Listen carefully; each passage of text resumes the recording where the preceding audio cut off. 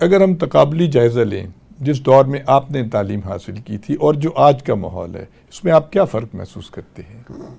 اساتذہ کس نوعیت کے تھے؟ کیا کس چیز کی بہت مختلف ہے جی بہت مختلف ہے. مجھے یاد ہے کہ میں بہت ینگ تھا، 18-19 سال کا. کو عرب دوست اس زمانے میں گلف سے، سوڈان سے بہت عرب آیا کرتے تھے پاکستان فارمیسی پڑھنے کے لیے. یہ آپ کی جوانی کے دنوں میں یہاں بہت سارے عرب بچے پڑھنے آتے تھے، انجینئرنگ کے لیے، ڈاکٹری کے لیے، فارمیسی کے لیے. تو میں کسی عرب دوست سے ضرور دوستی کرتا.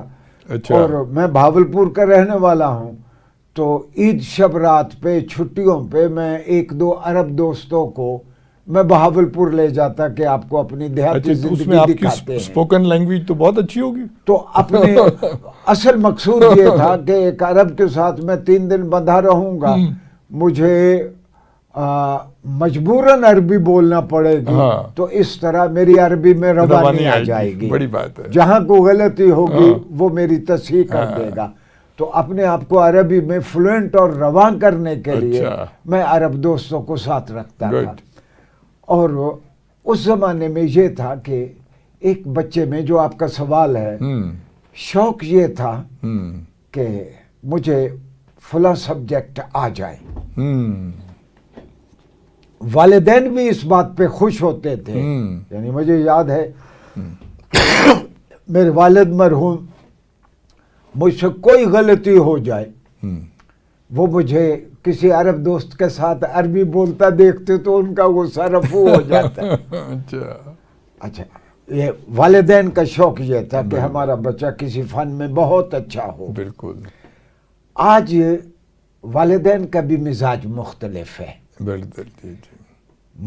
والدین مانے نہ مانے، ان کے لاشعور میں، ذہن کے کسی پہلو میں یہ بات ضرور ہے کہ ہمارا بچہ کل بڑا ہو کے اتنا پیسہ کمائے. پیسہ ہے. ہاں، بالکل. یعنی سچی بات ہے. میں اگر غیر محتاط لفظ استعمال کروں، والدین کو بچے کے ڈاکو بن جانے پہ کوئی اعتراض نہیں ہے کہ وہ کہیں ڈاکٹر ہے، کہیں انجینئر ہے، اور اندھا دھند کمیشن لیتا ہے، لوگوں سے پیسے لے کے وہ کام کرتا ہے، کسی ایگزیکٹو پوزیشن پہ ہے.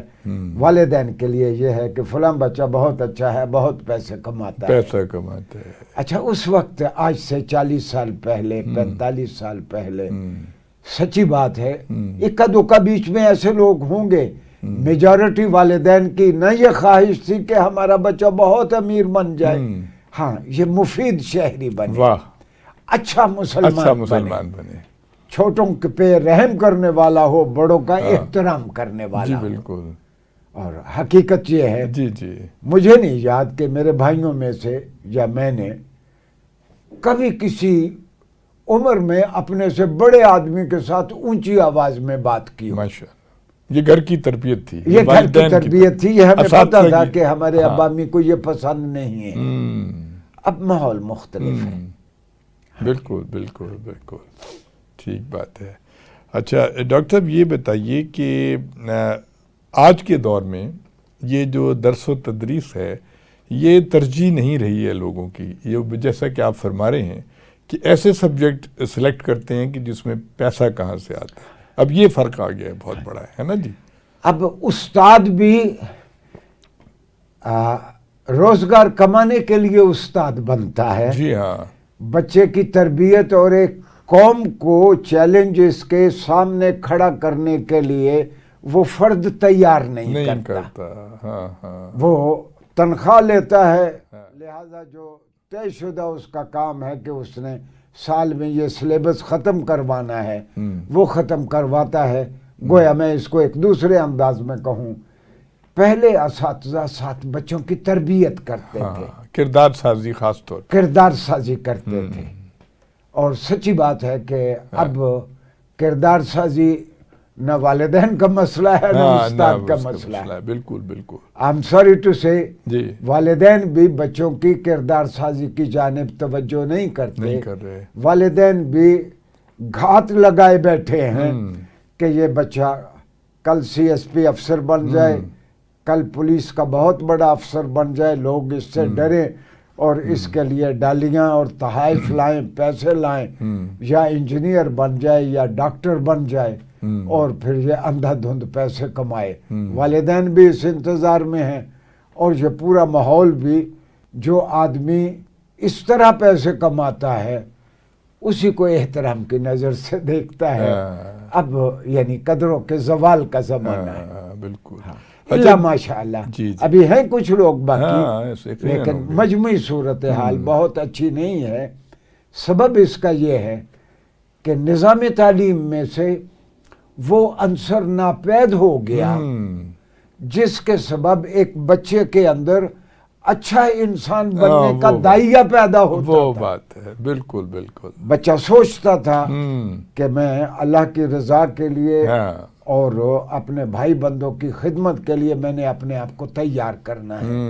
ہیں اکا دکا لوگ، اکا دکا اساتذہ بھی ہیں جو بچوں کو تیار کرنے کی کوشش کرتے ہیں، لیکن اوورآل جو سچویشن ہے، صورتحال ہے، جو ماحول ہے، وہ ممد اور معاون نہیں ہے۔ ڈاکٹر صاحب، اس عہد کے جو اساتذہ کرام تھے وہ انڈیویجول لیول پہ بھی بچوں پہ توجہ دیتے تھے۔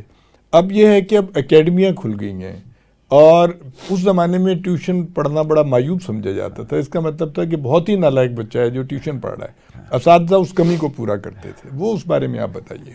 میں عرض کروں کہ ہمارے زمانے میں جی 71 72 اور یہ سن 80 تک، اس کے بعد پھر میٹیریلسٹک سوچ، مادی سوچ اساتذہ میں بھی آ گئی۔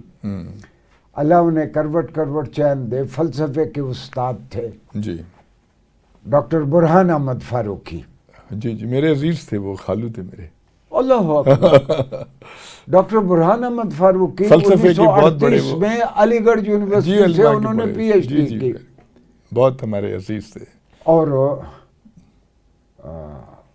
بہت بڑے آدمی۔ مجدد کنسپشن آف توحید ان کا PhD کا تھیسس تھا۔ بالکل بالکل۔ اچھا، مجھ پہ بہت شفقت کرتے تھے۔ اچھا اچھا۔ ایک دو مرتبہ میں پڑھنے کے لیے اپنی کسی مجبوری کے سبب ان کے یہاں حاضر نہ ہو سکا۔ اچھا۔ وہ ڈاکٹر صاحب میرے ہاسٹل میں میرے پاس آ گئے۔ اللہ۔ میں نے کہا ڈاکٹر صاحب آپ نے کیوں زحمت کی؟ تو ڈاکٹر صاحب فرماتے ہیں جو پڑھنے والے طالب علم ہوتے ہیں ہم تو ان کے گھر جا کے ان کو پڑھا دیتے ہیں۔ واہ واہ، کیا شفقت تھی۔ سچی بات ہے، سبحان اللہ۔ اور وہ اپنی خدمت کا کوئی افسانہ قبول بھی نہیں کرتے تھے۔ میں آپ کو ایک چھوٹا سا واقعہ ڈاکٹر صاحب اس موقع پہ ضرور بتاؤں گا۔ میرے بھائی کا ایڈمیشن ہونا تھا اسلامیہ کالج میں یا کسی جگہ۔ اچھا، مجھے بڑی خوشی ہوئی کہ آپ میرے استاد محترم تو وہ ڈاکٹر برہان فاروقی کے پاس گئے، ان سے کہا کہ جی میرے ساتھ چلیں آپ۔ تو وہ کرشن نگر سے پیدل گئے، چلے ان کے ساتھ، اور کہنے لگے جب ہم میو ہسپتال پہنچے تو ایک بندہ جو تھا نا وہ سردی میں بیٹھا تھا، اس نے کوئی پراپر لباس نہیں پہنا ہوا تھا۔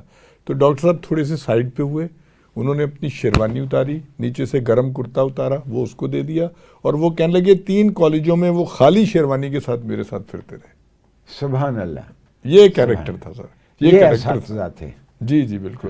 اچھا، میں ڈاکٹر برہان احمد فاروقی اللہ ان کے درجات بلند کرے، میرا ایک تجربہ ہوا ان کے ساتھ، میں نے ان کے سامنے ان کی ایک ڈکشنری کی تعریف کر دی۔ اچھا۔ بہت اچھی ڈکشنری اور نایاب۔ میں نے کہا کہ استاد محترم یہ ڈکشنری بہت اچھی ہے۔ اچھا۔ اچھا، وہ مالی طور پر بہت مستحکم بھی نہیں تھے، ظاہر ہے، بالکل پارٹ ٹائم جاب کرتے تھے۔ جی جی۔ اور ان کا المیہ یہ تھا کہ وہ علی گڑھ سے 1938 میں PhD کر کے آئے۔ پاکستان میں جس ادارے میں بھی انہوں نے نوکری چاہی وہاں PhD استاد نہیں تھے۔ بالکل۔ وہ انہوں نے برداشت نہیں کیا کہ ایک PhD ان کے سر پہ آ بیٹھے، لہذا ساری عمر وہ بغیر نوکری کے رہے، بے روزگار رہے ایک طرح، اور پارٹ ٹائمر کے طور پر وہ پڑھاتے رہے۔ تو ڈاکٹر صاحب کی ایک ڈکشنری کی میں نے بہت تعریف کی، وہ بہت اچھی ڈکشنری تھی۔ میں نے کہا کہ ڈاکٹر صاحب یہ ڈکشنری بہت اچھی ہے، میرے منہ سے اتنا نکلا کہ بہت اچھی ہے، تو مجھے کہتے ہیں کہ بیٹا آپ کی نظر ہے. تو پھر میں نے یہ سیکھا کہ میں ڈاکٹر صاحب کی کسی چیز کی تعریف نہیں کرتا تھا ان کے سامنے، کہ وہ اٹھا کے اپنے شاگرد کو دے دیتے تھے. کیا بات ہے ڈاکٹر صاحب، آپ نے فلسفہ بھی پڑھا، آپ نے انگریزی بھی پڑھی، عربی بھی پڑھی، اتنی بہت ساری زبانیں آپ نے اس میں ان کے علوم حاصل کیے. آپ باہر ممالک میں بھی رہے کہیں، وہ ذرا بتائیے گا. عباسی صاحب یوں ہے، میرے ابا حضور اللہ انہیں غریق کے رحمت کرے، خود تو انجینئر تھے، ان کو شوق تھا کہ ایک بچے کو بہت عربی پڑھانی ہے. عربی ضرور پڑھنی. اچھا، ماشاءاللہ. اور وہ صرف مدرسے کا مولوی نہ ہو، لیکن ساتھ وہ جدید تعلیم بھی حاصل کرے. تو جب میں میٹرک میں تھا تو میں نے ادیب عربی کا امتحان دیا، میں پنجاب میں نمبر 1 رہا. ماشاءاللہ. مولوی فاضل کیا. اچھا. جو کتابیں یہاں مولوی فاضل میں اور ادیب عربی میں نہیں آئیں، وہ کتابیں میں نے، مثال کے طور پر ترمذی شریف میں مولانا رسول خان صاحب کے پاس پڑھنے جاتا تھا جامعہ اشرفیہ میں. اس وقت میں لاہور آ گیا تھا. تو مدارس کی بھی میں نے عربی پڑھی. پھر اہل زبان سے عربی پڑھنے کا جو شوق ہے وہ پورا نہ ہوا. اچھا. میں پھر ام القریٰ یونیورسٹی چلا گیا. واہ. یعنی یہ اسکالرشپ پہ گئے تھے یا خود ہی چلے گئے؟ نہیں، میں اسکالرشپ پہ گیا. میں لیکچرر تھا. اچھا. اسلامی یونیورسٹی میں اسکالرشپ ملا. اچھا. میں ام القریٰ چلا گیا. ام القریٰ سے پھر میں گلاسگو یونیورسٹی چلا گیا. اچھا، گلاسگو چلے گئے. ہاں، پی ایچ ڈی میری 2 جگہ سے ہے. ام القریٰ یونیورسٹی مکہ مکرمہ اور یونیورسٹی آف گلاسگو سے. آپ کیمبرج میں بھی گئے تھے جہاں تک مجھے پتا؟ نہیں، کیمبرج نہیں میں گیا. اچھا. اس کے بعد پھر وہ میں پوسٹ ڈاک کے لیے امریکہ کی ٹاپ 10 یونیورسٹیوں میں سے ایک یونیورسٹی ہے، یونیورسٹی آف کولوراڈو. اچھا. Boulder campus. اچھا. اور یونیورسٹی آف ٹوسان تو ایریزونا میں. تو وہاں میں پوسٹ ڈاک کے لیے فل برائٹر کے طور پر رہا، اور گلاسگو یونیورسٹی میں میں نے 2 سال پڑھایا بھی. ماشاءاللہ. تو یہ میرا تعلیمی سفر تھا. اصل یہ تھا کہ میں دیکھنا یہ چاہتا تھا کہ مغرب نے قرآن کریم کے بارے میں کیا کیا لکھا. بہت شکوک و شبہات پیدا کیا. میں عرض کروں، مغرب نے 2 ہی چیزوں کو ہدف تنقید بنایا ہے. جی بالکل. ایک سرور عالم صلی اللہ علیہ وسلم کی ذات گرامی کو، اور دوسرا قرآن کریم کو. تو اس میں سیرت پہ تو میں کوئی کام نہیں کر سکا، البتہ قرآن کریم کے منزل من اللہ ہونے پہ میں نے پھر عربی میں، انگریزی میں، اردو میں، تینوں زبانوں میں لکھا. اور عربی میں میری ایک کتاب 1985 میں، I was very young, just I was 40 at that time, 45 تو 35، تو میری کتاب مکہ یونیورسٹی نے عربی میں شائع کی. واہ، بڑی بات. اچھا، وہ قرآن کے بلاغی محاسن پہ تھی.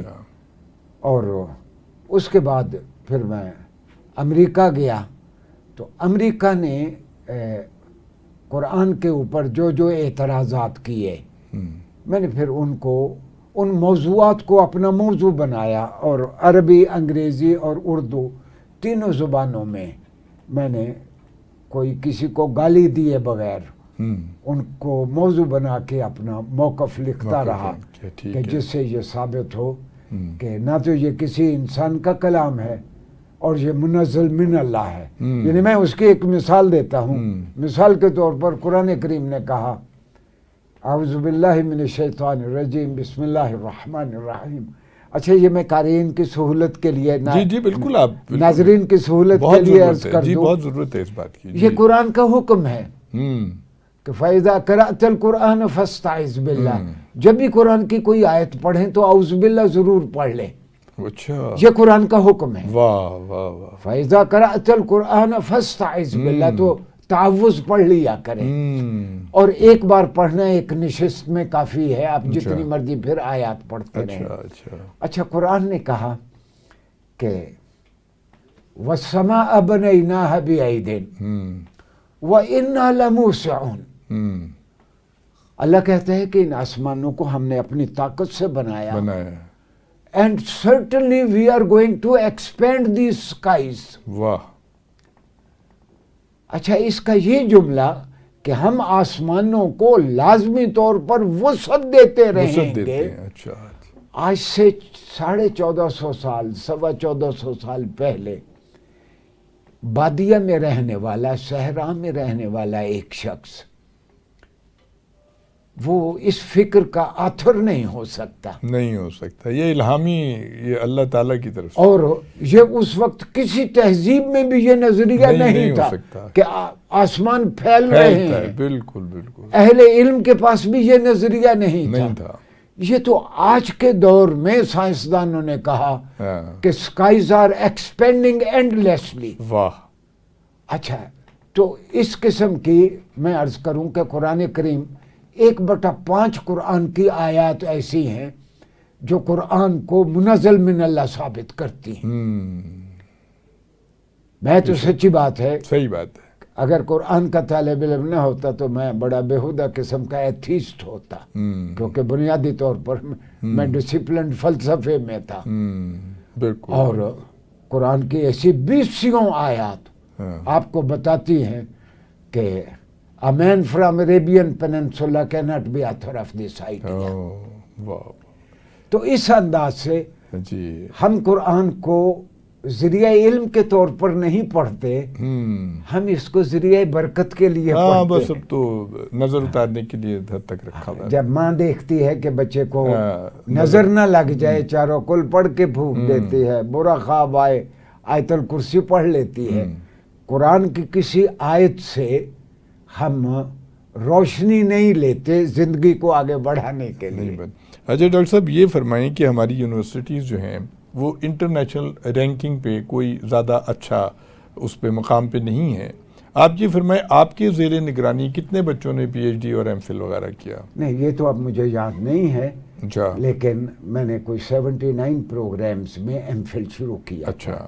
لیکن کتنے بچے ایم فل کیا؟ البتہ ہماری انوویشنز جو ہم نے نئی چیزیں دی وہ باقی یونیورسٹیوں کے مقابلے میں زیادہ تھی.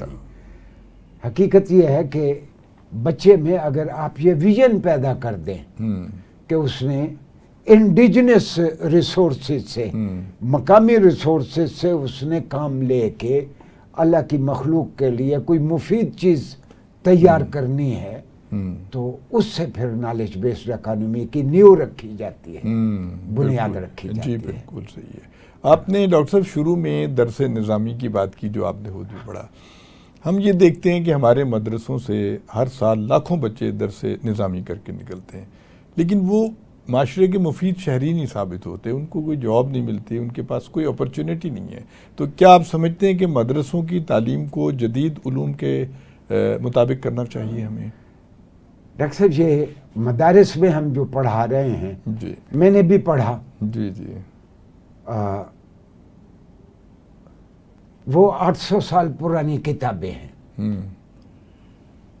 جو الوہی تعلیمات ہیں وہ تو نہیں بدلتی، جو انسانی علوم ہیں وہ کہیں کے کہیں چلے گئے. میں اس کی صرف ایک مثال دیتا ہوں کہ ہم نے مدرسے میں نے پڑھا، میرے استاد محترم نے پڑھایا کہ ایک tiniest part of matter which is not further divisible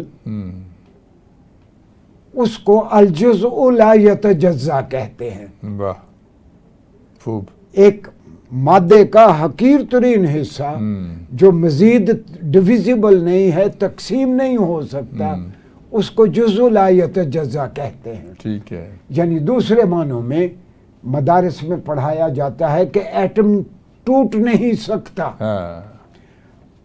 آپ حیران ہوں گے، میں نے مدرسے میں پڑھتے ہوئے اپنے استاذ محترم سے کہا، میں نے کہا شیخ یہ 1943 میں ایٹم ٹوٹ گیا، الیکٹرون پروٹون میں بدل گیا. جی بالکل. تبھی یہ ایٹم بم بنا ہے. بالکل. یہ 800 سال پہلے مسلمان ٹھیک کہتے تھے، اب یہ علم آگے چلا گیا ہے. تو استاذ محترم نے مجھے کہا کہ اکرم ہم نے تیرے باپ کو بھی کہا تھا یا بچے کو انگریزی پڑھاؤ یا بچے کو عربی پڑھاؤ، یہ مسجد اور مندر ایک ساتھ نہیں بنیں گے. میں کل کے چھوکرے کی بات مانوں یا علامہ تفتزانی کی بات مانوں، علامہ نصفی کی بات مانوں جنہوں نے یہ لکھا ہے کہ جز نہیں ٹوٹ سکتا، تم کہتے ہو کہ جز ٹوٹ گیا. میں نے کہا 800 سال پہلے علامہ ٹھیک کہتے تھے، آج میں ٹھیک کہتا ہوں. وہ تو استاد محترم 3-4 اپنے کلیگس کو لے کے ابا جان کے پاس آ گئے کہ یہ بچہ آپ کا گمراہ ہے، علامہ تفتزانی کی بات کو غلط کہہ رہا ہے. انفارچونیٹلی بہت سارے عربی مدارس میں ابھی تک ان کا یہی رویہ ہے. اچھا ڈاکٹر صاحب، یعنی اس کا مطلب یہ ہے کہ سلیبس میں بنیادی تبدیلی کی ضرورت ہے جو زندگی سے ہم آہنگ ہو. جی بالکل ٹھیک ہے. اور اس سے کوئی شک نہیں، خدا کی قسم اگر یہ عربی مدارس نہ ہوتے تو یہاں پاکستان کی معاشرتی حالت بہت ہی مختلف اور بگڑی ہوئی ہوتی. یہ ان کی خدمات ہیں کہ گزشتہ 70-75 سالوں میں انہوں نے کم از کم ظاہرداری کی بہت ساری قدروں کو انہوں نے سنبھالا ہوا ہے. جی ٹھیک ہے. لیکن حقیقت یہ ہے ان کو سلیبس بدلنے کی ضرورت ہے. جی خواتین و حضرات، آپ پروفیسر ڈاکٹر محمد اکرم چودھری صاحب کی گفتگو سن رہے تھے. کیونکہ وقت ختم ہو رہا ہے ڈاکٹر صاحب، ہم معذرت چاہتے ہیں. آپ نے بڑی عمدہ باتیں کی ہیں، یقیناً ہمارے بچوں کو بہت اچھی آپ نے رہنمائی فراہم کی ہے. ڈاکٹر صاحب آپ کی تشریف آوری کا شکریہ. اباسی صاحب ایک میں عرض کروں گا، اگر آپ خدا نخواستہ میری گفتگو میں کہیں کسی کی کوئی دل آزاری ہوئی ہو. نہیں قطعاً نہیں، آپ نے تو بلکہ حوصلہ افزائی کی ہے، دل آزاری والی کوئی بات نہیں ہے. وہ مجھے معاف کریں. اور نہیں آپ بلکہ اینڈ پہ کوئی پیغام دینا چاہیں ہمارے اسٹوڈنٹس کو دے دیں مختصر. یوں ہے، بچوں کے لیے پیغام یہ ہے کہ جو بھی پڑھیں دیانتداری سے اور محنت سے پڑھیں. جی. اور علم کے حصول کا مقصد سامنے رکھ کے پڑھیں. بخدا اللہ بہت نوازے. بہت شکریہ. جی آپ نے سنی گفتگو پروفیسر ڈاکٹر محمد اکرم چودھری صاحب کی. آپ وائس چانسلر رہے سرگودا یونیورسٹی کے، پروفیسر ایمریٹس ہیں پنجاب یونیورسٹی کے، بہت تجربہ کار ہیں، بڑے اعلیٰ درجے کے یہ یعنی درس و تدریس سے ان کا تعلق ہے. خواتین و حضرات، ہارون عباسی کو اجازت دیجیے گا. خدا حافظ.